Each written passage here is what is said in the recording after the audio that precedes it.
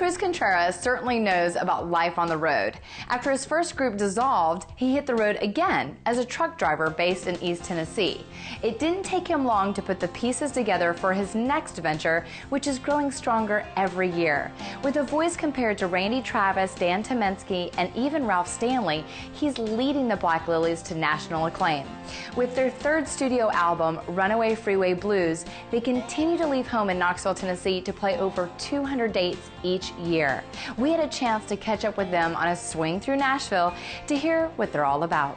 I have caught up today with the Black Lillies, the coolest group ever. East Tennessee band to Nashville, and you guys are independent artists who have broken records. I mean, WSM is talking about this album and playing it repeatedly. I mean, it's one of the top albums, or it was the top album this year. Record this year, which is a big deal for us, an honor. You know, I grew up listening to WSM and the whole Opry and country music thing, so to be there one day is, been exciting. Mind-blowing. An honor is an understatement. We are absolutely thrilled, and we love WSM, so we couldn't be happier. How cool is that? And this album, now, Cruz, you wrote all the songs, and then the two of you sing harmony, vocals, lead singer, and talk a little bit about putting this album together and what went into it. Did you record everything over in East Tennessee because you're from Knoxville? Yeah, we did. We recorded in Knoxville. A friend of ours, Scott Miner, is an excellent engineer, and he's got a studio over there downtown, and we worked with him. It was a really good challenge because we've been on the road for a couple years continuously. So, on the road, like 200 dates I saw. I mean, per year. For 2 years back to back.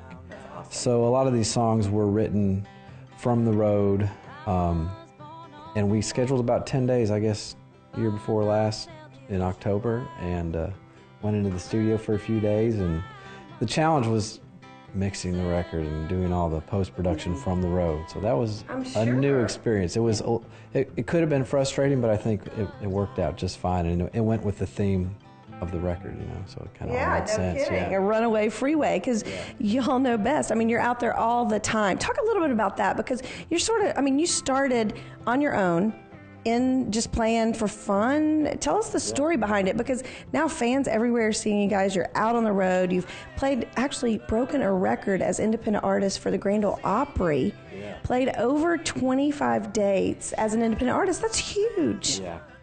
So, like I said, we're all from Knoxville, and most of us have been in other bands at one point, maybe in our earlier years.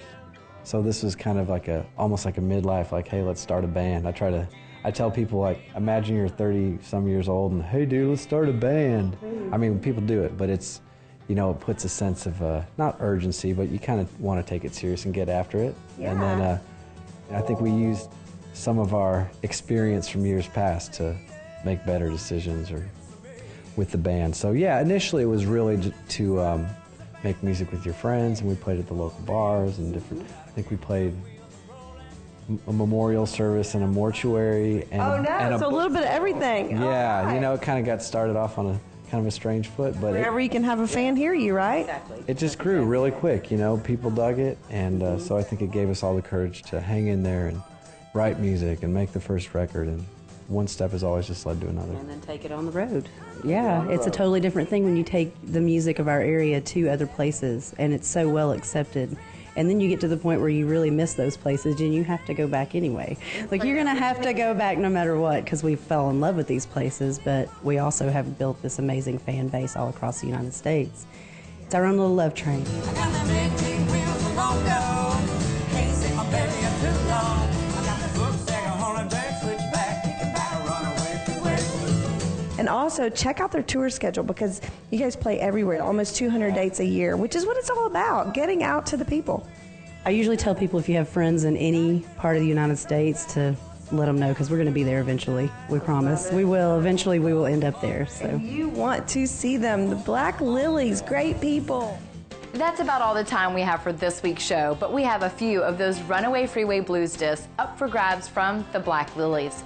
You can enter this week's drawing online only at InsideMusicRow.com.